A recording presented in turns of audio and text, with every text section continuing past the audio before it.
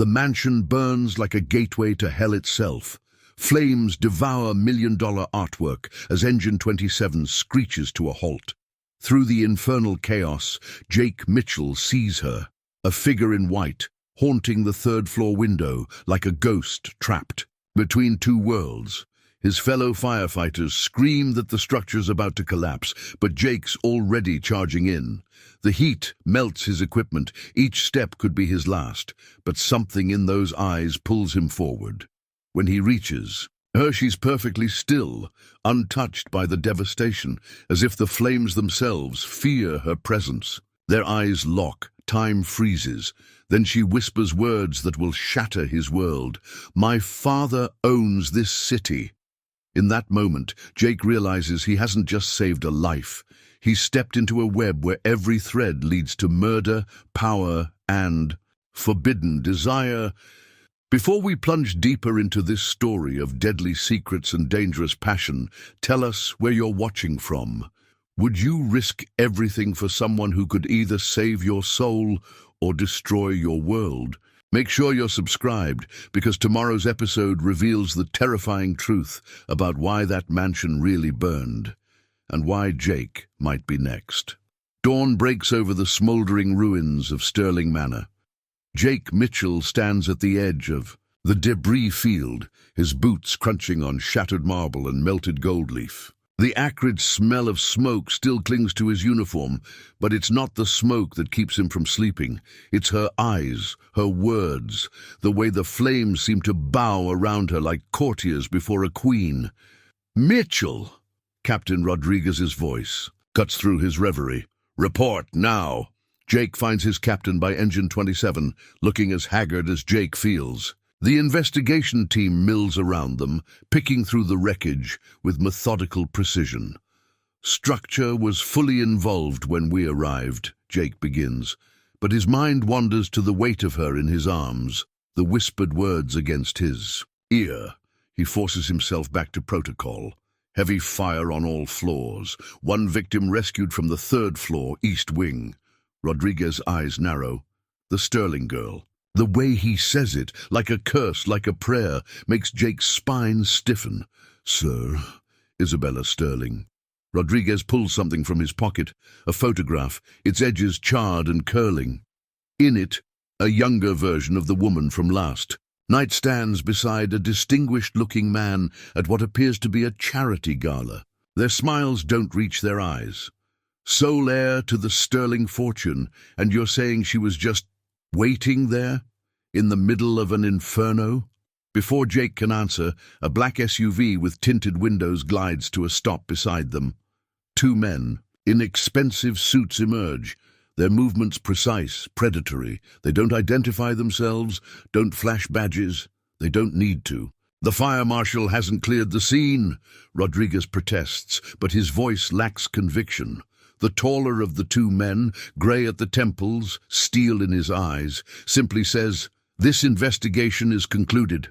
Electrical fault. You'll have the paperwork within the hour." Jake's hand brushes against something in his coat pocket, the golden lighter he found near where Isabella stood, its surface engraved with intertwined serpents forming an S. He keeps his expression neutral as the men begin cordoning off sections of the ruins. "Captain," Jake starts, but Rodriguez cuts him off with a sharp gesture. "Go home, Mitchell, get some rest." It's not a suggestion.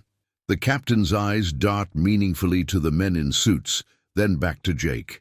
"And forget about last night. Sometimes—" He hesitates, looking suddenly old. "Sometimes the best stories are the ones we never tell." But as Jake walks away, he knows he won't forget. Can't forget. The charred photograph he glimpsed showed more than just Isabella and her father. In the background, partially obscured but unmistakable, was a familiar face. Jake's former partner, Jimmy Chen. The same Jimmy Chen who died in a warehouse fire 6 months ago. The same Jimmy whose daughter Sarah, an investigative reporter, has been digging into a pattern of suspicious fires across the city. The same Jimmy who, according to official records, had never worked a day in his life for the Sterling family.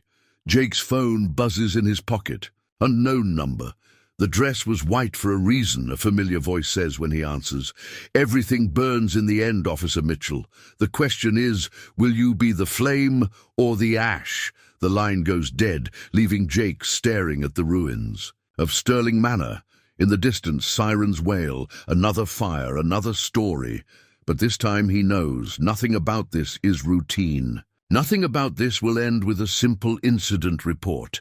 He takes out the lighter, watching sunlight dance across the golden serpents. Somewhere in the city, Isabella Sterling is waiting, and her father, the man who supposedly owns these streets, is watching. The game has already begun. Jake just doesn't know the rules yet, or the price of losing. The firehouse kitchen smells of burnt coffee and yesterday's lasagna. Jake stares at the golden lighter, turning it over and over in his hands. 3 days since the Sterling Manor fire, and sleep has become a distant memory. Every time he closes his eyes, he sees her standing in the flames. You look like hell, Mitchell. Dave Reeves, his new partner, drops into the chair across from him. Still thinking about the girl in the burning house?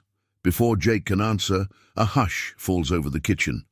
High heels click against concrete floors, an alien sound in this temple of boots and bunker gear. Every head turns as Isabella Sterling walks in, as pristine as she was in the fire. No smoke, no soot, no evidence that she'd nearly died 3 nights ago. Officer Mitchell. Her voice carries the weight of old money, smooth as aged whiskey. I believe this belongs to you. She sets a package on the table, wrapped in black silk. The other firefighters find sudden reasons to be elsewhere.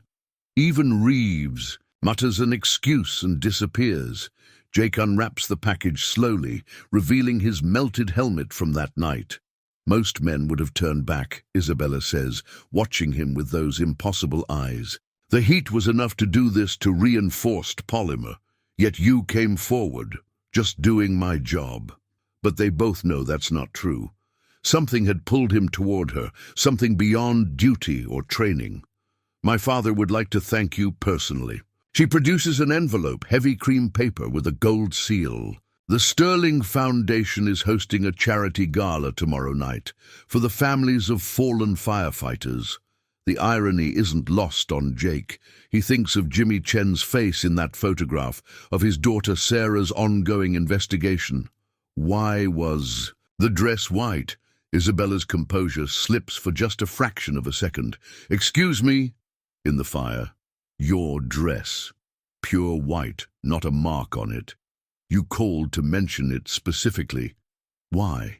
She glances at the golden lighter still in his hand. Some questions are better left unasked, Officer Mitchell. Others... She leans closer. Her perfume cutting through the station house smells of smoke and sweat. Others are better discussed in private. The invitation feels heavy in his hands. Through the windows, he catches a glimpse of a black SUV idling across the street, the same kind from the morning after the fire. Your father owns this city, Jake says quietly. That's what you told me. What does that mean exactly?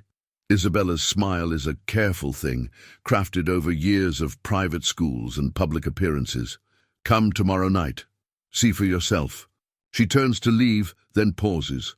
And Officer Mitchell, be careful who you share your observations with. Not everyone is as fireproof as I am. After she's gone, Reeves reappears, whistling low. Man, you are in deep trouble. You have no idea, Jake mutters, studying the invitation. The seal catches the light, the same intertwined serpents from the lighter. His phone buzzes. Sarah Chen. Need to talk. Found something about Dad's case. Meet tonight? Another text follows immediately. Don't reply, just come to Murphy's, 8 p.m. Watch for tails. Jake looks up to find Captain Rodriguez watching him from the doorway. Face unreadable. Sir? Committee meeting tomorrow night. All officers required to attend. It's a lie and they both know it. A warning, maybe, or an alibi. Yes, sir, of course. Rodriguez lingers, conflict evident in his stance. Finally, your old man was one of the best firefighters I ever knew, Jake. He understood when to charge in. The captain's eyes drift to the invitation. and when to let things burn. The rest of the shift passes in a blur of routine calls and mounting tension. By nightfall, Jake has made his decision. The golden lighter sits heavy in his pocket as he changes into civilian clothes. Murphy's first to hear what Sarah's found. Then tomorrow he'll step into the serpent's den and find out just what kind of game the Sterlings are playing, and why it always seems to end in flames. Murphy's had yielded nothing but ghosts. Sarah Chen never showed, and Jake's calls went straight to voicemail. Now he stands before Sterling Tower, his department dress blues feeling like costume armor, as valets usher gleaming cars into underground. Parking. The invitation pulses in his pocket like a burning coal. Next to it, the golden lighter seems to grow heavier with each step toward the glass doors. Security guards eye him with professional disinterest, but their hands never stray far from their concealed weapons. The elevator rises 60 floors without a sound. When the doors open, Jake steps into what feels like another world. Crystal chandeliers cast rainbow light across a sea of evening wear and old money. A string quartet plays something classical that Jake's mother would have known the name of, Officer Mitchell.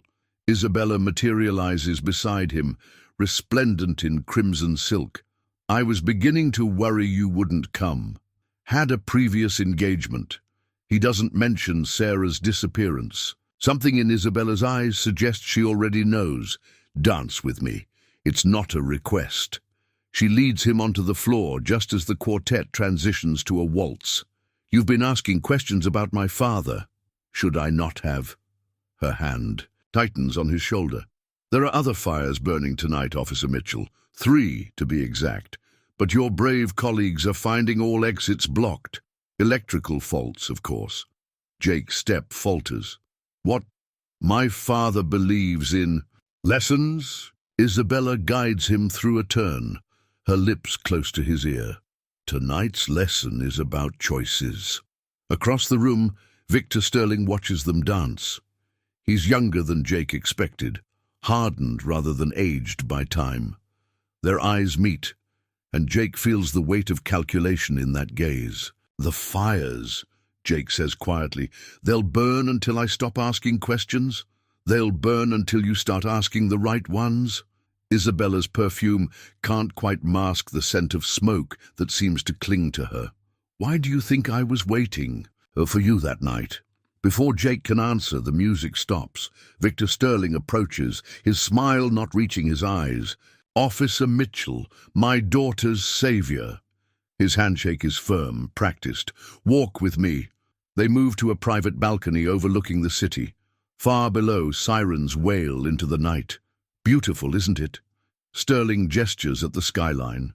When I was a boy, my father told me that true power isn't in owning things, but in controlling the spaces between them. He turns that calculating gaze on Jake. The spaces where things can happen, or be prevented from happening. Like fires. Sometimes. A controlled burn is necessary for new growth. Sterling sips his champagne. Your friend Ms. Chen was beginning to understand that before her unfortunate accident. Jake's hand tightens on his glass. What did you do? I merely offered her a choice, the same one I'm offering you. Sterling produces a red envelope. Inside is a promotion recommendation, fire marshal's office, along with certain financial considerations. And if I refuse, then you'll have chosen to let this city burn, starting with those 3 buildings tonight. Sterling's smile turns cold. Your father understood choices, didn't he, before his own tragic accident?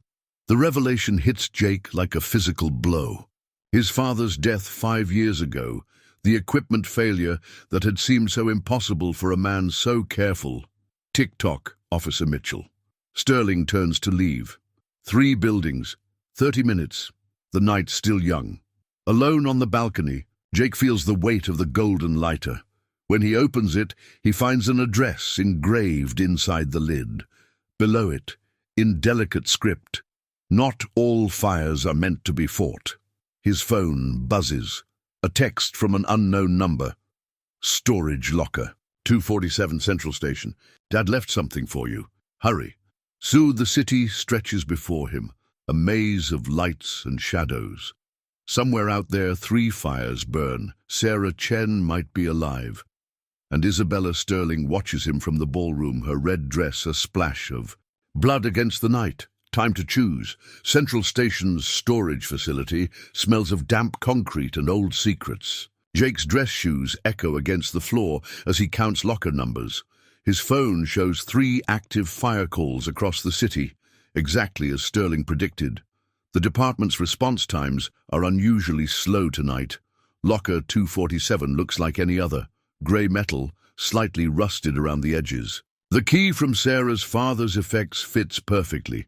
Inside, a USB drive sits atop a stack of files, along with a note in Jimmy Chen's handwriting. If you're reading this, I'm dead. And you know why. Footsteps at the end of the corridor. Jake grabs the USB and a handful of files, letting the locker click shut just as a security guard rounds the corner. Sir, this area's closed for maintenance. Jake flashes his department ID. Fire Marshal's office, building safety inspection. The lie tastes bitter, Sterling's job offer still ringing in his ears. The guard hesitates, then nods. As Jake passes him, he notices the guard's radio. Same model as the men in suits from Sterling Manor. In his car, Jake finally examines his prize. The files detail property acquisitions across the city, all preceded by convenient fires. The pattern spans decades, but it's the USB drive that makes his blood run cold. Video files. Security footage. Jimmy Chen meeting with Victor Sterling 6 months before his death, and Isabella watching from the shadows, her expression unreadable. Jake's phone rings. Unknown number. You found it. Isabella's voice tight with urgency. Don't trust the files. They're not what you think. Your father killed Jimmy Chen. My father hasn't killed anyone. A pause. That's what the white dress meant. I'm the one who burns things, Jake. I'm the one who makes problems disappear. Through his windshield, Jake spots black SUVs converging. On the parking lot. They're coming, Isabella says, but not for you, not yet. Go to the Chandler building on 5th. Sarah Chen is alive, but she won't be for long. Make your choice. The line goes dead. Jake's hands tighten on the steering wheel as he processes Isabella's confession. The woman he pulled from the fire is the one who sets them. But why tell him now? The first SUV pulls up to Central Station's entrance. Men in suits emerge, moving with purpose. Jake starts his engine. His father had taught him that every fire tells a story. The trick is reading the signs. Point of origin, burn patterns, smoke trails. Tonight the story is about power, about family, about the kind of corruption that burns hotter than any flame.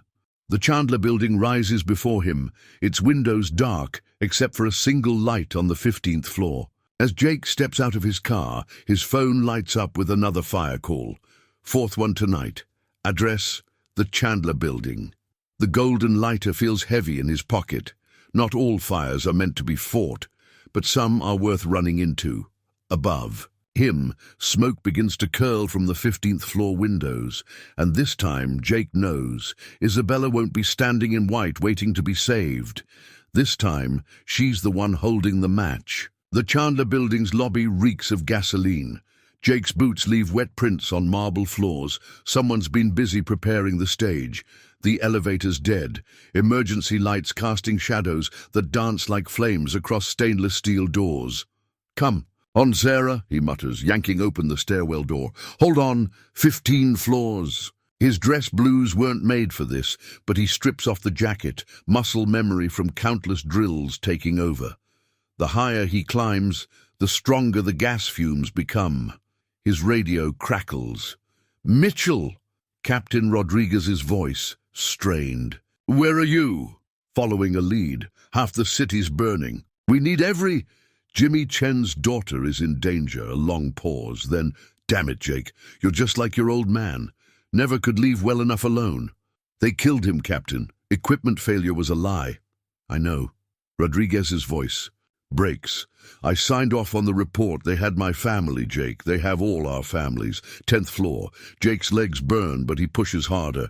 Get out of there, Rodriguez says. Whatever you find, it's not worth... The explosion cuts off his words. 2 floors up, Jake feels the blast wave. Heat and debris rain down the stairwell. He flattens against the wall as burning chunks of ceiling scatter past. When the dust settles, he can hear screaming. Sarah Chen's voice, high and terrified, coming from above. The golden lighter feels like ice in his pocket. Isabella's words echo. Not all fires are meant to be fought. 13th floor. The heat grows unbearable. Through smoke-filled corridors, Jake catches glimpses of accelerant trails leading to strategically placed charges. This isn't just arson, it's architecture. Every burn pattern designed, every flame choreographed. Isabella's art. Help! Sarah's voice, closer now. Please! Jake rounds a corner and finds her handcuffed to a radiator. Jimmy Chen's daughter looks like she's been through hell, but her eyes are sharp, focused. Jake Mitchell, she says, right on schedule. The barrel of her gun never wavers. Sarah, did you really think my father's death was an accident? She adjusts her grip on the weapon. That Isabella Sterling acts alone. The pieces click into place. The handcuffs aren't locked. The screaming was theater, and Jake just walked into another carefully choreographed scene. You're working with them. Working with them, Sarah laughs. I was born into this, same as Isabella. Our fathers built this city's shadows together. She gestures with the gun. The USB drive, give it to me. Jimmy Chen was investigating Sterling. Jimmy Chen was Sterling's right hand, until he got greedy. Sarah's smile turns cold. Isabella did him a favor, making it quick. Now, the drive. Jake's hand moves slowly toward his pocket, but instead of the USB, he pulls out the golden lighter. Looking for this? Isabella steps from the shadows, white dress immaculate against the smoke-stained walls. Hello, sister. Sarah's gun swings toward the new threat. This isn't your scene. Father disagreed. Isabella's calm is terrifying. You're improvising, Sarah. You know how he feels about that. The smoke thickens. Through the windows, emergency lights paint the night red. Somewhere below, sirens wail. Jake, Isabella says, never taking her eyes off Sarah, you should run. Like hell, always the hero. She finally looks at him, and for a moment he sees through her mask. Some fires cleanse Jake, some destroy. But this one? She flicks the lighter open. This one reveals. Sarah's finger tightens on the trigger. The world explodes in light and heat, and Jake learns what it means to be truly fireproof. Jake comes to in a room that smells of leather and power. His dress shirt is replaced with silk, burns treated and bandaged. Through floor-to-ceiling windows, he watches dawn break over the city. 5 buildings burned last night. He remembers each address. The hero awakens. Victor Sterling's voice, smooth as aged bourbon. Welcome to the family business. Jake turns. Sterling sits behind a massive desk, Isabella standing at his right hand. Her white dress is gone, replaced by a black suit that matches her father's. Sarah Chen sits in a leather chair, looking bored. You planned it all. Jake's voice is raw, in from smoke. The manor fire, the rescue, everything. Plans within plans. Sterling slides a badge across the desk. Sterling Foundation Security. But the question is, what did you learn? That Sarah and Isabella are sisters. Half-sisters, Sarah corrects. Different mothers, same fire. And Jimmy Chen, my most trusted lieutenant, Sterling says, until ambition burned brighter than loyalty. He nods to Isabella. Show him. Isabella touches a panel on the wall. A screen descends, displaying security footage. Jake watches Jimmy Chen arguing with Sterling, then meeting secretly with rival organizations. The final footage shows Chen setting up a hit on Sterling himself. My father believes in family, Isabella says softly, but family must be loyal. And my father, Jake demands, was he disloyal too? Your father, Sterling leans forward, was perhaps the most loyal of all. He discovered Chen's betrayal. His equipment didn't fail, it was sabotaged by Chen. The truth hits harder than any explosion. Then why hide it? Why let me believe? Because, Isabella interrupts, we needed to know if you had his fire, his conviction. She approaches Jake, that familiar scent of smoke and secrets following her. We needed to know if you could be trusted. Trusted with what? Sterling stands, gesturing to the city below. Empire, Officer Mitchell. Mine is not the only one. There are others who would see this city burn for profit rather than purpose. Jimmy Chen was working with them. Sarah discovered his betrayal, brought it to Isabella. Who executed him? Jake finishes. Who gave him the choice?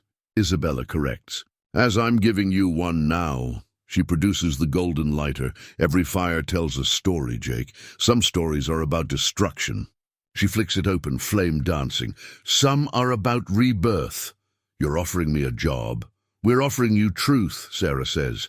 About your father, about the fires, about who really owns this city's shadows. Sterling hands Jake a file. Inside, surveillance photos show a group of men meeting in expensive restaurants, underground clubs. Jake recognizes some faces from news reports, business leaders, politicians. The Prometheus group, Sterling explains. They believe fire is merely a tool for profit. They lack vision. He smiles coldly. They also ordered the hit on your father. Jake studies the photos, memory stirring. One face stands out. He'd seen the man at Sterling Manor the morning after the fire, the one who declared it an electrical fault. Davidson, Isabella supplies. Their enforcer, the one who arranged your father's accident. Why tell me this now? Because tonight, Sterling's smile turns predatory, Davidson's organization burns. All of it, and you, Officer Mitchell, will help us light the match. Or walk away. Isabella steps closer, but know that if you do, Davidson walks free. Your father's death goes unavenged, and the next fire might not be so selective. Through the windows, Jake watches his city wake. 5 buildings burned last night, each chosen with surgical precision. How many would burn in Davidson's fall? How many lives would be caught in the crossfire? But then he thinks of his father, of Jimmy Chen's betrayal, of Isabella standing in flames like an avenging angel. Some fires cleanse, some destroy, and some, Jake realizes, forge new bonds in the ashes of the old. He takes the badge. The Sterling Foundation's archives smell of old paper and preserved time. Jake sits at a mahogany desk, surrounded by boxes of correspondence dating back decades. His new security badge feels heavy against his chest. Mother kept everything, Isabella says, placing a bundle of letters before him. Her usual pristine appearance is softened here among the archives, her sleeves rolled up, dust smudging her fingers. Every letter, every photograph, every secret. The letters are addressed to Elena Sterling, Isabella's mother. The signature at the bottom catches Jake's breath. Michael Mitchell, his father. They were partners, Isabella explains, perching on the desk's edge. Before she married my father, they worked arson investigation together. Jake unfolds the first letter, his father's familiar handwriting swimming before his eyes. Elena, what we discovered goes deeper than anyone imagined. The pattern isn't random. These fires, they're ritual. Prometheus isn't just about profit. There's something older at work here, something that burns hotter than greed. Mum died 2 months after this letter, Isabella says softly. Official report. Electrical fire. Prometheus? Davidson's predecessor. She pulls out a photograph. Elena Sterling and Michael Mitchell standing before a burned-out building, young and determined. They were getting too close to the truth, which is, Isabella's eyes meet his. Fire isn't just destruction, Jake, it's transformation. The right fire at the right moment can change everything. Prometheus understood that. They just perverted it. More letters reveal a deeper history. Elena and Michael had uncovered a pattern of fires dating back centuries, sacred buildings, specific dates, geometric arrangements across the city's layout. Your father protected mine, Isabella continues. When Prometheus came for us, that's how Victor Sterling became what he is, because Michael Mitchell chose to save him. And my father's death? Davidson's message to us all. A reminder that fire burns both ways. She touches his hand. But tonight we return the message. Jake's phone buzzes. Sarah Chen's text. Target is moving. Davidson just left the club. Isabella stands, mask of authority sliding back into place. Time for your first lesson in architectural improvement. They exit the archives into Sterling Tower's secret heart. A control room hums with activity, dozens of screens showing live feeds across the city. Sarah Chen stands at a central console, coordinating teams with cold efficiency. Davidson's men are in position, she reports, thinking they're protecting their boss. When, really? Isabella smiles. They're just lighting our fuse. Jake watches the screens. Across the city, Davidson's security teams guard key buildings, not realizing each position has been chosen by Sterling. Each site carefully prepared, each guard unknowingly part of a larger pattern. Look familiar? Isabella gestures to a map showing the target buildings. Their arrangement mirrors an old diagram from Elena's files, a ritual pattern centuries in. The making. We're not just burning his empire, Jake realizes. We're completing your mother's work. Fire cleanses, Isabella quotes. Fire transforms. Fire reveals. She produces the golden lighter. Ready to learn what it reveals, Jake. On the screens, Davidson enters his penthouse. Jake thinks of his father's letters, of Elena Sterling's research, of ancient rituals and modern power plays, of fire that destroys and fire that forges. He takes the lighter. Show me. Isabella's smile is both beautiful and terrible. Light them all, she commands into her headset. Across the city, carefully placed charges ignite. Davidson's empire begins to burn, each building a point of light in. An ancient pattern. From above, they form a symbol Jake recognized from Elena's research, a phoenix rising from flames. Now you understand, Isabella whispers, watching the city burn. Why it had to be you. Why you had to choose this. Because his father had seen. It, too, had helped set this in motion years ago with Elena Sterling. Had died protecting this secret. Now Jake stands in his father's place, holding Isabella's lighter, watching sacred fire reshape the city, and somewhere in his high tower, Davidson realizes too late, some fires don't just destroy, some fires fulfill. Destinies written in flame. Davidson's empire burns, but something's wrong. Isabella's perfect choreography has developed an unexpected twist. Through Sterling Tower's windows, Jake watches additional fires bloom across the city, fires that weren't part of the pattern. We have a problem. Sarah's voice is tight as she works multiple keyboards. These new fires, they're forming their own pattern. On the main screen, red dots multiply across the city map. Where Sterling's fires formed a phoenix, these new blazes sketch a different symbol, a serpent devouring itself. Ouroboros, Isabella breathes. Mother's journals mention this. The counter-ritual. Davidson knew. Jake studies the pattern. He was ready for us. Victor Sterling enters the control room, his usual composure cracked. Get me everything on Davidson's movements last week. Now. Sarah's fingers fly over keys. Security footage shows Davidson visiting locations across the city, meeting with robed figures in underground chambers. At each site, ancient symbols mark the walls. He found the old temples, Isabella says. The ones Mother documented. He's using them to... The lights go out. Emergency systems kick in, bathing the control room in red. Through the windows, the city goes dark, sector by sector, a rolling blackout spreading like infection. Get me backup power, Sterling commands. It's not the power, Jake realizes, seeing new patterns in the darkness. Look at the dead zones. The blackout forms yet another symbol, overlaying both the phoenix and the serpent. In the red emergency lighting, Isabella looks almost otherworldly as she traces the pattern on the screen. The binding mark, she whispers. Davidson isn't just fighting back. He's trying to complete what Prometheus started centuries ago. Jake pulls out Elena's letters. Your mother wrote about this. A ritual of 3 parts: creation, destruction, and binding. The founding families used it to shape the city itself. And now Davidson's using it to reshape everything. Sarah's screens show chaos erupting in the darkened streets. The power grid, emergency services, everything's being redirected according to the pattern. Through the windows, they watch transformers explode in geometric sequences. Each blast pushes emergency resources in specific directions, herding chaos along invisible lines. We need to reach the central node.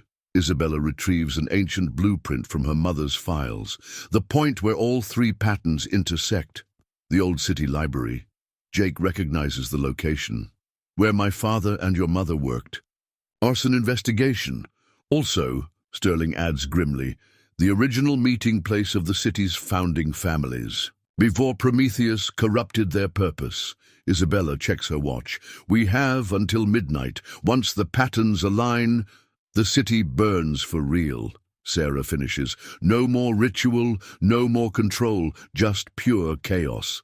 Jake studies the blueprints. Underground tunnels connect the library to other significant sites, forming their own pattern beneath the streets. We go in from below.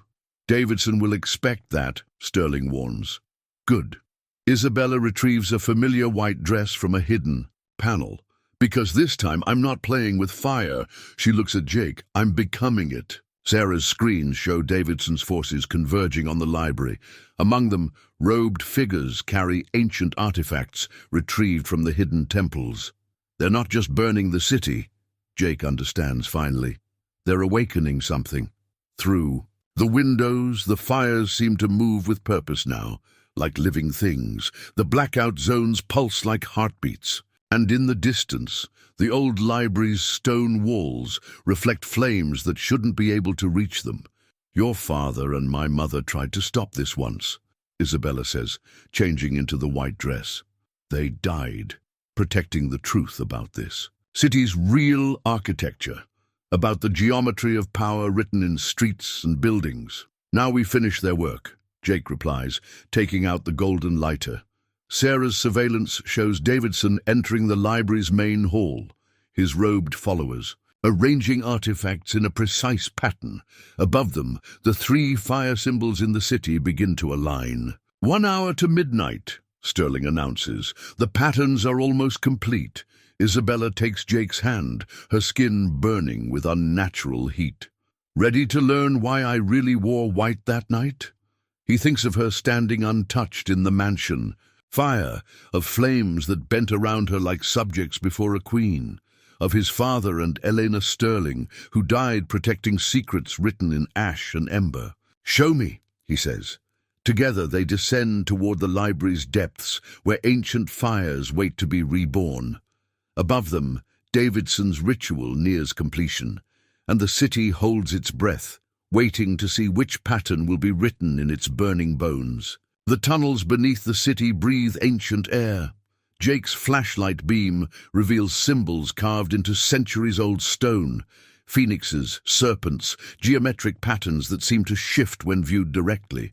Isabella's white dress glows in the darkness, and now he understands it's not just fabric. The dress is painted with phosphorus compounds, she explains, tracing a finger along the wall, mixed with other elements. Ancient formulas passed down through the families. We are walking through fire's history, Jake. Its sacred geometry. Their footsteps echo strangely, as if the tunnels are larger than they appear. Above, they feel the rumble of Davidson's ritual building power. Your mother's journals, Jake says. They mentioned 7 founding families, each with their own element of control. Sterling was fire. Isabella's voice carries otherworldly resonance in the tunnel. Others controlled metal, stone, water, but fire was always the key, the element of transformation. They reach a chamber where multiple tunnels converge. On the floor, a mosaic depicts the city's original layout, a perfect geometric pattern of ley lines and power nodes. Davidson found something in the old temples, Isabella continues, a way to corrupt the founding family's ritual, to turn sacred fire into chaos fire. Jake's flashlight catches something in the corner, a body decades old, clutching a leather-bound journal. Around its neck, a familiar badge. One of the original fire investigators, he realizes. They were trying to stop Prometheus back then, too. Isabella kneels by the remains, gently retrieving the journal. Its pages contain drawings of the same patterns, now burning above their heads. "Listen," she says suddenly. The tunnel falls silent. Then, chanting ancient words in forgotten languages echoing from ahead, Davidson's followers preparing the final stage. How do we stop it? We don't. Isabella's eyes reflect impossible light. We complete it. The right way. She opens her mother's journal to a marked page, a ritual within a ritual, a pattern hidden in the chaos. Your father found this, she says. That's why they killed him. He discovered that Prometheus wasn't trying to destroy the founding family's work. They were trying to steal it, to redirect the city's sacred geometry to their own purposes. The chanting grows louder. Through gaps in the ancient stone, they glimpse Davidson's followers arranging artifacts in the library's basement. The air thrums with gathering power. The golden lighter, Isabella holds out her hand. It's not just a key, it's a focus point. Jake gives it to her. In the phosphorus glow of her dress, he sees the lighter's true nature, symbols etched microscopically into its surface, matching patterns in the tunnel walls. Davidson thinks 3 patterns are enough, she continues. The phoenix, the serpent, the binding mark, but there's a 4th pattern, one written in blood and legacy. She takes Jake's hand, pressing his fingers to the wall. The stone feels warm, alive. Your father's blood. My mother's wisdom. Their sacrifice protected more than secrets. It preserved the true ritual, the one that maintains balance. Above them, Davidson's chanting reaches fever pitch. The tunnels tremble. Midnight, Isabella whispers. Time to choose, Jake. Help me complete the pattern they died protecting, or watch Davidson burn everything to claim power he doesn't understand. Through cracks in the ceiling, they see the library's basement. Davidson stands at the center of concentric circles marked in ancient symbols. Around him, robed figures place burning brands at precise points. The 4th pattern, Jake asks. What does it do? Isabella's smile carries centuries of fire's wisdom. It reminds the flames who their true masters are. She raises the golden lighter, its etchings beginning to glow with inner fire. The phosphorus in her dress ignites, but doesn't burn, and Jake feels something awaken in his blood, his father's legacy written in the city's burning bones. Together, they step toward the chamber where Davidson's ritual nears completion. Sacred geometry pulses around them. The city holds its breath, and in Isabella's hands, ancient fire waits to remember its name. The library's basement is a cathedral of flame and shadow. Davidson stands at its heart, surrounded by concentric circles of fire. His followers chant in dead languages while ancient artifacts pulse with stolen power. When he sees Isabella and Jake emerge from the tunnel, his smile is triumphant. The prodigal daughter returns, and she's brought a Mitchell. Davidson spreads his arms. Come to witness the completion of what your parents tried to prevent? We're here to finish what they started, Isabella replies.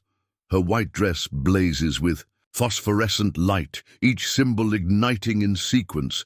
Jake feels the golden lighter grow warm in Isabella's hand. The etchings on its surface align with larger patterns carved into the library's foundations. Everything is connected.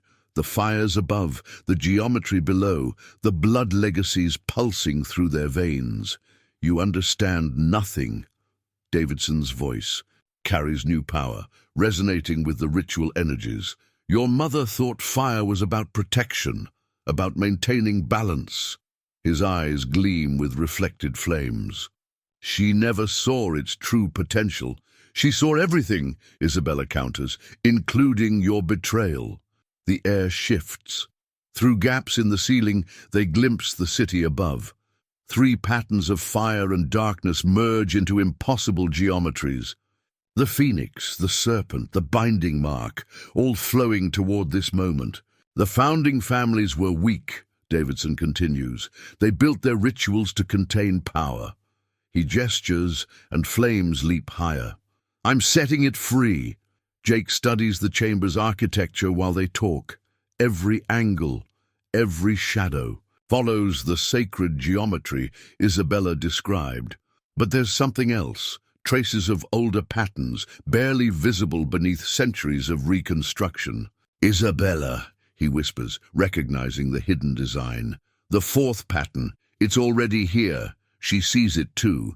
The chamber itself is the pattern, built into its very foundations. All they need to do is wake it. Now. Davidson commands. His followers touch torches to final points in their ritual array. Power surges through ancient circuits of stone and symbol. Above, the city's lights die completely. But Isabella is moving.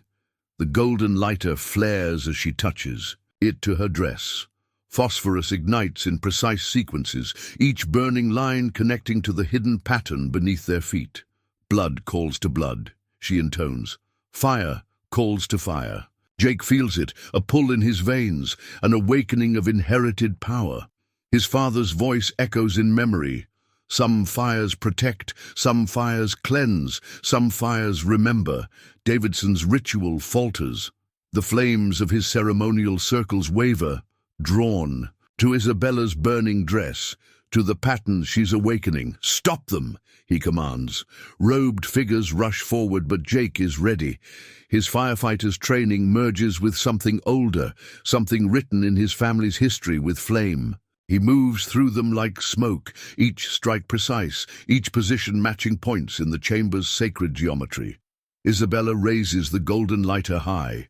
I am my mother's daughter, fire's chosen voice, and I, Davidson snarls, am fire's new master. He reaches for an ancient artifact, a bronze bowl inscribed with serpentine symbols.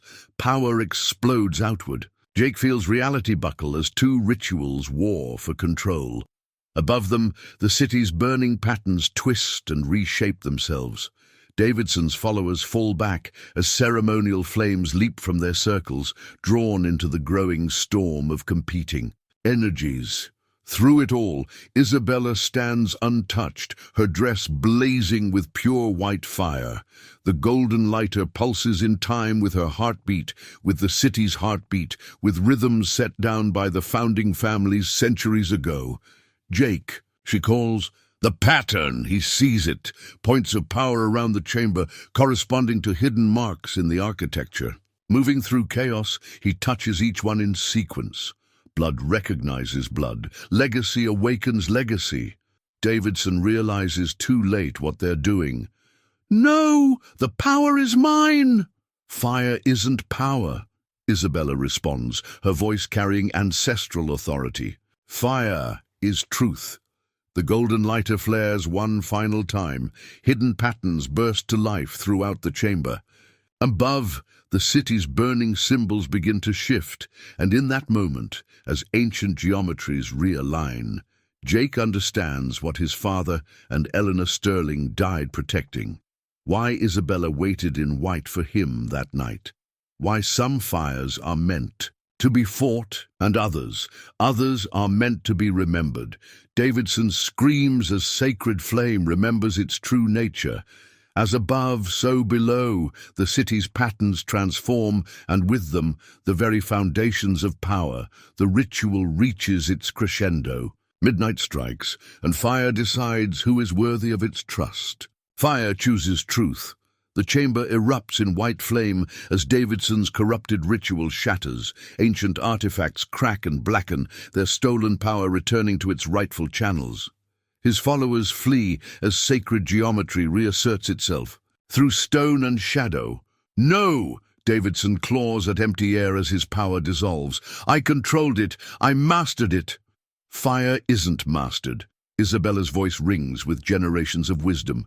It's understood. Above them, the city's burning patterns. Realign. The phoenix rises, the serpent uncoils, the binding mark pulses with renewed purpose. But now they move in harmony, guided by the fourth pattern hidden in the library's bones. Jake touches the chamber walls, feeling power flow through bloodline connections. My father knew. That's why he worked with your mother. They weren't just investigating fires, they were protecting the true ritual, Isabella confirms. The one that keeps balance. Davidson makes a final, desperate grab for the golden lighter. Jake intercepts him, their struggle following lines of sacred geometry without conscious thought. Each movement, each point of contact resonates with the chamber's awakened patterns. You're just like your father, Davidson spits, too blind to see the potential, the power waiting to be claimed. My father saw everything, Jake responds, including what fire does to those who try to claim it. The lighter flares. Davidson screams as ancient flame judges his worthiness. His skin blackens not with burns, but with the weight of his corruption made manifest. The fire sees all truths, reveals all deceits. Through gaps in the ceiling, they see emergency lights reactivate across the city. The blackout ends as power, returns to its proper flow. But something has changed. The city's hidden architecture pulses with renewed strength, its sacred geometry no longer suppressed by Davidson's interference. It's not just about the rituals, Isabella explains, her dress slowly dimming as the crisis passes. The founding families built this city as a focus point, a place where fire's truth could be preserved. And Prometheus tried to corrupt it, Jake understands now. To turn sacred fire into nothing but destruction. Davidson was their last heir. She approaches the fallen man who cowers from her radiance, the last one who knew the old ways, even if he misused them. From above, they hear sirens, the normal world reasserting itself as the ritual energies fade. But Jake knows nothing will ever be truly normal again. Not now that he's seen the city's true face, felt its burning heart. Sarah Chen's voice crackles through their earpieces. Multiple arrests in progress. Sterling's teams are moving on Prometheus cells across the city.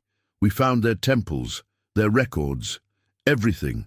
And Victor, Isabella asks, coordinating with the other founding families, the ones who remained true to the original purpose. They're very interested in meeting you both. Davidson laughs weakly. You think this is over? Fire remembers. Fire hungers. You've just made it stronger, more dangerous. Fire, Jake interrupts, reveals truth. And the truth is, you never understood it at all. Isabella takes Jake's hand. Together they complete the final points of the chamber's pattern. Ancient flame surges one last time, sealing the ritual's completion. The golden lighter grows cold, its purpose fulfilled. Above them, the city settles into new rhythms. Sacred geometry pulses beneath steel and concrete, invisible but powerful. Protection, not destruction. Truth, not chaos. Your father would be proud, Isabella says softly. Jake looks at Davidson, stripped of power and pretense by fire's judgment. At the ancient chamber, its patterns now fully awakened. At Isabella, whose white dress holds the last traces of phosphorus, flame. He knew what he was protecting, Jake replies. They both did. Your mother, my father, they gave their lives to preserve this. And now it's our turn. She produces an old key, one that will open other chambers, other secrets. Ready to learn the rest of fire's truth? Through the tunnels, they hear the approach of Sterling's security teams. The modern world, coming to collect its corrupted son. But Jake knows their work is just beginning.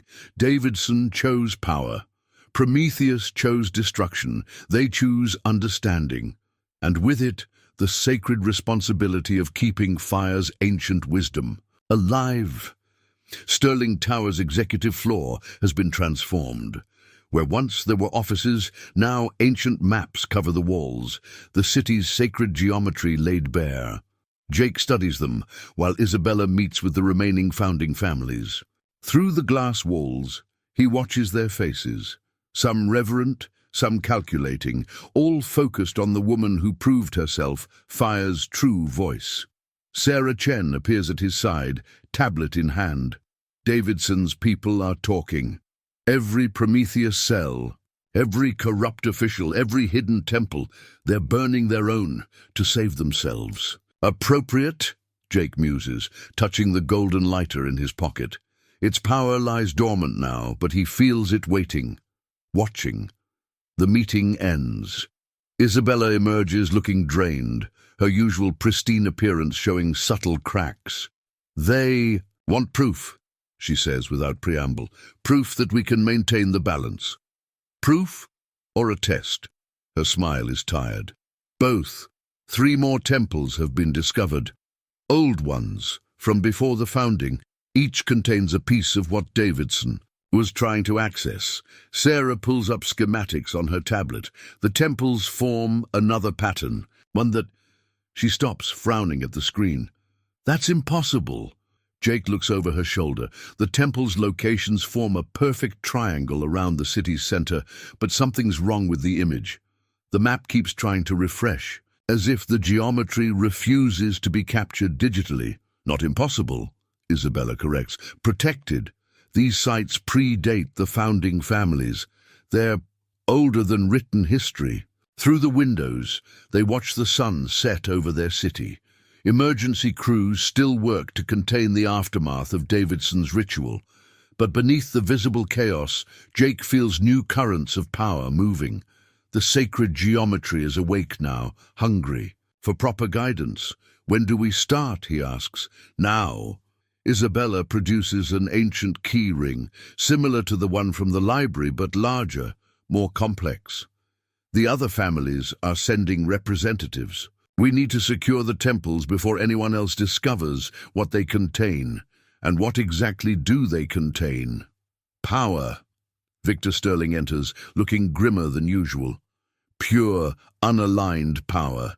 The kind that existed before the founding families created their rituals of control. Sarah's tablet suddenly sparks and dies. Outside, lights flicker across entire city blocks. It's starting, Isabella says. With Davidson's corruption burned away, the old power is stirring, seeking new channels. Jake feels it, a pull in his blood, an echo of ancient flames. How long? Do we have? Hours, maybe. Victor studies the maps. The temples must be synchronized by midnight. If the power finds its own way out, he doesn't need to finish. They've all seen what uncontrolled sacred fire can do. We'll need teams, Sarah begins, but Isabella shakes her head. No teams. The temples will only recognize those with the right bloodlines, the right connections. She meets Jake's eyes. Fire calls to fire. 3 temples, Jake counts. 3 pieces of power, and 3 of us with the right blood. Sarah startles. Me? Your father was more than Davidson's lieutenant, Victor explains. The Chen family were original founders. Fire wardens before they lost their way. Outside, the flickering lights spread. Ancient power bleeding into modern infrastructure. They're out of time. Sarah, take the northern temple, Isabella commands, sliding into her role as Fire's chosen. Voice. Father, the eastern. Jake and I will take the western approach. We'll synchronize our entries precisely. The other families won't like being excluded, Victor warns. The other families don't understand Fire's truth. Isabella's voice carries ancestral authority. They never did. That's why the rituals were necessary in the first place. She hands out keys from the ancient ring. Each one thrums with potential, waiting to unlock powers older than civilization. If we fail, Sarah asks, what happens? We won't fail. Jake feels the lighter warm in response to his conviction. Fire chose us for a reason. They gather their equipment, Isabella's phosphorus-painted ritual dress, Sarah's tablet of translated incantations, Jake's golden lighter. Modern tools to channel ancient power.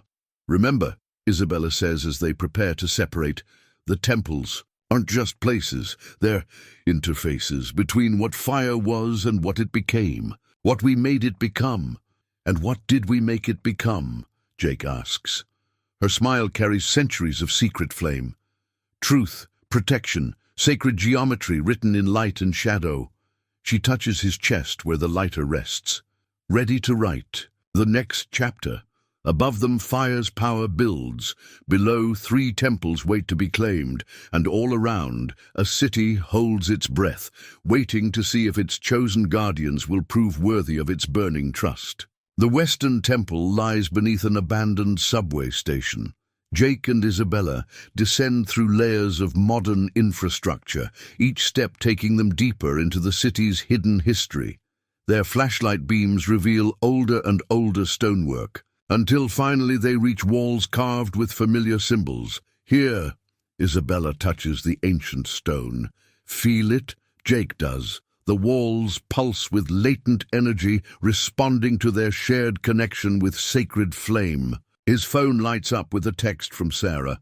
Northern Temple secured, but something's wrong. The symbols are changing. Time? Isabella asks. 11:30. 30 minutes to synchronization. They find the temple entrance, a door marked with the same intertwined serpents as the golden lighter. But the symbols around it shift and flow like living things, reforming into new patterns. The temples are awakening, Isabella explains, responding to Davidson's ritual, to the power we unleashed. Jake's lighter grows warm as they approach the door. The key Isabella holds begins to glow with inner fire. Another text, this time from Victor. Eastern Temple shows signs of recent entry. We're not alone. Prometheus loyalists, Isabella guesses. Or worse, temple crawlers. Scavengers who hunt sacred artifacts. They unlock the temple door. Ancient mechanisms whisper as it swings open, revealing a vast circular chamber.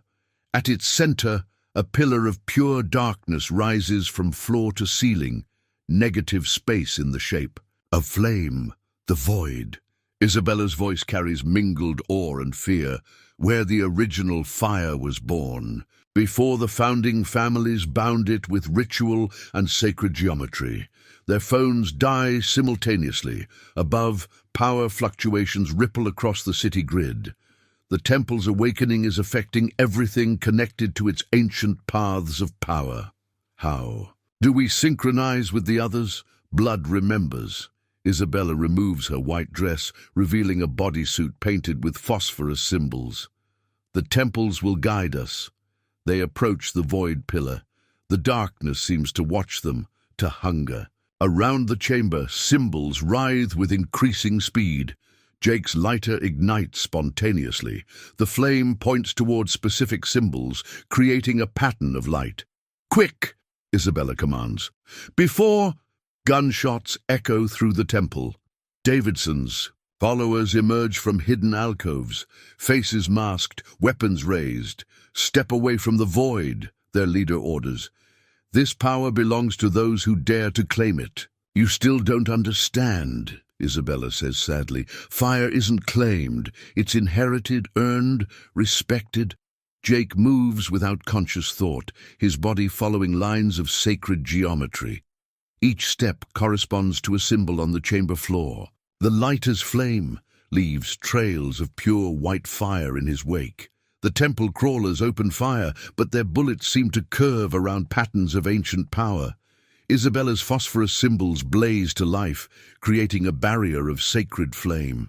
11:45, Jake calls out. "Sarah and your father." They'll be in position. Isabella begins her own geometric dance, matching his movements. Fire calls to fire, blood calls to blood. The void pillar pulses. Dark flame begins to seep into the chamber. The temple crawlers fall back, finally sensing the true danger of their interference. Jake and Isabella move in perfect synchronization now, their patterns merging, transforming. The golden lighter grows almost too hot to hold. Even if you complete the ritual, the lead crawler warns, others will come. This power can't be contained forever. It was never meant to be contained. Isabella's voice echoes with ancestral authority. Only understood. The void pillar erupts. Dark flame meets sacred fire as midnight approaches. Through the chaos, Jake glimpses other chambers, Sarah in the northern temple, Victor in the eastern, each moving through their own geometric patterns. 3 temples, 3 bloodlines, 3 points of sacred power. The golden lighter flares one final time. Jake feels his father's legacy pulse through his veins, merging with Isabella's inheritance, with Sarah's reclaimed birthright. And as midnight strikes, fire remembers its first and truest purpose, not destruction, not power, but transformation. The synchronization hits like a tidal wave of fire. All 3 temples flare with ancient power as midnight's final bell tolls. Jake feels the energy surge through sacred geometries, through bloodline connections, through the very foundations of the city. But something's wrong. The void pillar doesn't recede as Isabella predicted. Instead, it expands, dark flame eating into reality itself. Through its shifting surface, Jake glimpses impossible things, cities that never were, futures burning with untamed power, pasts where the founding families failed to bind fire's primal force.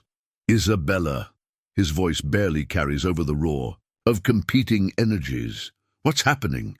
Her phosphorus symbols blaze white-hot as she fights to contain the spreading void. The synchronization, it's too perfect. We didn't just wake the old power, we freed it. Their phones suddenly revive, flooding with messages from the other temples. Sarah's voice cuts through, tight with panic. Northern Temple's void is expanding. Can't contain it. These aren't the symbols from the translations. Eastern Temple compromised, Victor adds. The crawlers weren't working alone. Someone knew this would happen. Jake watches the temple walls ripple like water. Ancient symbols transform into older patterns, primal geometries that hurt the eyes to look at.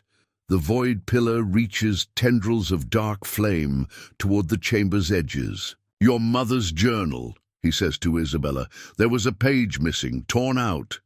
Davidson, she understands immediately. He didn't just want to control the power. He wanted to unmake the founding family's work entirely. The lead crawler steps through a curtain of dark flame, unburned, to return fire to its original state. She removes her mask, revealing familiar features. Isn't that right, sister? Isabella's composure cracks. Elena? Hello, little sister. Elena Sterling, supposedly dead for 20 years, smiles with dark flame flickering behind her teeth. Surprised. Father's rituals didn't just bind fire. They bound us, all of us who heard its true voice. The void pulses. Through its surface, Jake sees Elena standing in multiple temples simultaneously, talking to Sarah, to Victor, to others. She's everywhere the dark flame touches. Mom? Isabella's voice sounds young, lost. The fire, they said it killed you. Fire doesn't kill its own. Elena approaches the void pillar. It transforms them, shows them what they can become when they stop serving the founding family's lies. Jake's lighter grows cold, dead. The sacred geometry they activated is being unmade, reversed, transformed into something older and hungrier. The synchronization, he realizes too late. You wanted us to do this, to connect all 3 temples at once. Very good, Mitchell. Like father, like son. Eleanor's smile carries void flame shadows. He figured it out too, you know, right before the end. Right before he chose the founding families over fire's truth. Isabella's phosphorus symbols flicker and die. The void spreads further, eating into modern reality. Above, the city's power grid fails completely as ancient energies corrupt its infrastructure. You have a choice, Elena continues. Both of you, all of you, stop serving the old rituals. Let fire be what it was meant to be, what we were meant to be. Through the void, Jake sees Sarah and Victor facing the same choice in their temples, sees the dark flame offering power without constraint, truth without control, fire without form. But he also sees what that means. The city in flames, sacred geometry shattered, the founding family's work undone, releasing forces they bound for a reason. Isabella. He takes her hand. Her skin burns with competing loyalties, blood versus fire, family versus duty. Your mother died protecting this city, the real Elena Sterling. This, he gestures at the void-touched version before them. This is what Davidson's ritual created. What fire becomes without sacred geometry to guide it. Always the hero. Elena's voice carries void harmonics now. Always thinking you understand fire's true nature, but you've only seen what the founding families allowed you to see. The temple trembles. Reality bends where void flame touches it. They have moments to decide. Isabella looks at the thing wearing her mother's face, at the city dying above them, at Jake, who chose understanding over power, and makes her choice. Isabella's phosphorus symbols reignite, not with their usual white flame, but with a deeper fire. Ancient patterns merge with founding family geometries as she steps toward the void pillar, toward the thing wearing her mother's face. You're right, she says. The founding families shaped fire, bound it, used it, but not to control it. Her voice carries generations of understanding. To protect us from what we might become. Elena's void-touched smile falters. You choose them? Over. Your own blood? I choose what Elena Sterling died protecting.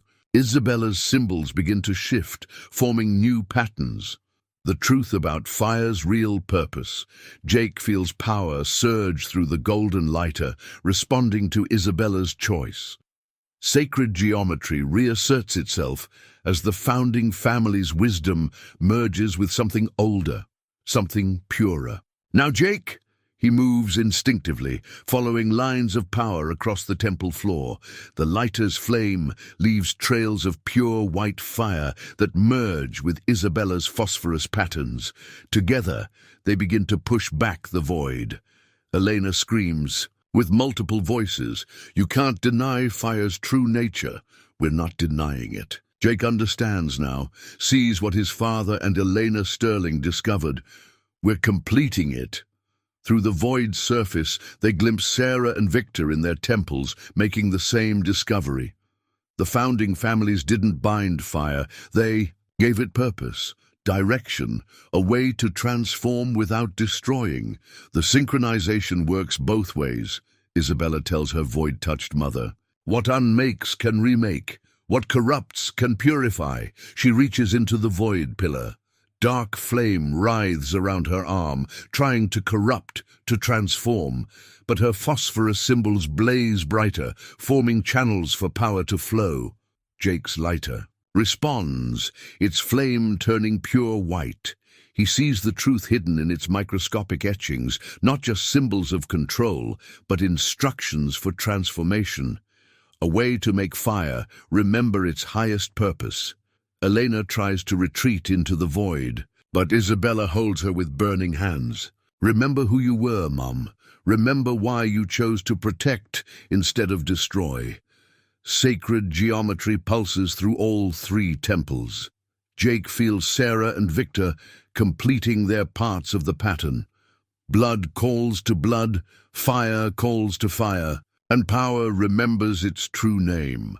The void shows us what we could be, Elena snarls, darkness eating into her form. What fire wants to be? No, Isabella's voice carries absolute certainty. It shows us why we chose to be more. The golden lighter flares one final time. Jake completes his pattern just as Sarah and Victor finish theirs. 3 points of sacred power, 3 bloodlines, 3 choices to protect rather than destroy. Reality shivers. The void pillars begin to collapse. Elena screams as void flame withdraws, leaving her human again, but not the corrupted version that emerged from Davidson's ritual. This Elena Sterling is younger, whole. The mother Isabella lost 20 years ago. Isabella? She blinks in confusion. What did I almost do? What fire does, Mom? Isabella holds her transformed mother as the void pillars collapse completely. You burned away what was false, showed us what needed to change. The temple walls stabilize. Ancient symbols settle into new configurations, not quite the founding family's patterns, but not the primal chaos of the void either. Something new, something balanced. Through the remaining void tiers, Jake sees the other. Temples experiencing the same transformation. Sarah helps a shaking Victor stand as their sacred geometry rewrites itself. All across the city, power returns. But it's different now, cleaner, more purposeful. We didn't just synchronize the temples, he realizes. We evolved them. Isabella nods, still holding her restored mother. The founding families created the first rituals. Now we've created the next ones. Fire transforms, but it also improves. Elena touches the temple walls wonderingly. I remember everything. Both sets of memories. What I was, what the void made me, what I chose to become. What we all chose, Jake says, understanding at last. The golden lighter feels different in his hand. Not just a key or a tool, but a symbol of fire's true potential. Above them, the city settles into new rhythms. Sacred geometry pulses through modern infrastructure, no longer hidden but integrated, transformed, just like them. Dawn breaks over a changed city. From Sterling Tower's observation deck, Jake watches sacred geometry shimmer beneath modern streets. Visible. Now to those who know fire's truth, power flows through ancient channels, transformed by their choices, neither bound nor unleashed, but purposefully directed. The other families are arriving, Sarah announces, tablet displaying feeds from across the city. They can all see it now, what the founding families really built, what we've upgraded. In the temple chambers below, Eleanor Sterling works with her daughter, documenting the new patterns. 20 years of void-touched knowledge merges with her original research, creating a more complete understanding of fire's potential. Davidson wasn't completely wrong, Isabella says, joining Jake at the window. The old rituals needed to change. He just couldn't see past destruction to transformation. The golden lighter warms in Jake's pocket, responding to the city's new rhythms. Through the glass, they watch emergency crews managing the aftermath, not just of physical fires, but of places where reality grew thin during the void's emergence. Your father would be proud. Victor Sterling approaches, looking both exhausted and energized. Both of them. They saw this potential, even if they couldn't fully grasp it. Teams of firefighters move through the streets, their trucks modified. With subtle geometric patterns, the department has adapted quickly to the new reality, incorporating sacred geometry into their traditional methods. The temples, Jake asks. Stabilized, Sarah reports. The new patterns are holding. It's like the whole system upgraded itself once we showed it there was another way. Isabella's phone chimes with messages from the other founding families. They want to meet, all of them, including the ones who went into hiding when Prometheus first emerged. Let them come, Elena calls from the elevator. She looks younger somehow, restored by fire's transformation. It's time they understood what their ancestors really created. Jake studies the city's new architecture, modern steel and glass, overlaid with sacred geometry, visible and invisible patterns working in harmony. Fire flows through it all, no longer just destroying or protecting, but actively improving. The void showed us possibilities, Isabella muses, but we chose which ones to make real. Sarah's tablet lights up with fresh data. The changes are still spreading. Other cities are reporting similar transformations. The sacred geometry is networking. Of course it is, Elena smiles. Fire connects, transforms, improves. That's what the founding families understood, what Prometheus forgot. It was never about control. It was about guidance. Through the windows, they watch a fire. Crew respond to a call. Their trucks now trace sacred patterns as they move, channeling power to support their work. The city itself seems to assist them, geometric lines shifting to optimize their route. We'll need to teach them, Jake realizes. All of them, not just the founding families, but everyone who works with fire. Already ahead of you, Sarah turns her tablet to show a new training program. Dad's old research, combined with what we've learned. A proper fire academy for both kinds of flame. Victor examines the plans. The other families won't like sharing these secrets. They don't have a choice. Isabella's voice carries her mother's. Restored authority. Fire chose to reveal itself. We can either help people understand it or watch them discover it blindly. Elena joins them at the window, her hand finding her daughter's. The void showed us every possible future.